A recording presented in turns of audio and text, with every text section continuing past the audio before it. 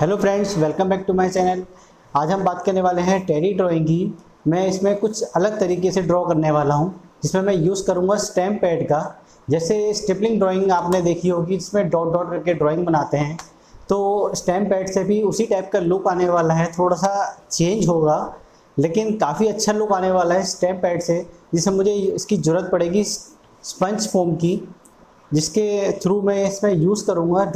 तो मैं इसको किस तरीके से ड्रॉ करने वाला हूँ, तो वीडियो को पूरी ध्यान से देखिएगा। तो चलिए वीडियो शुरू करते हैं।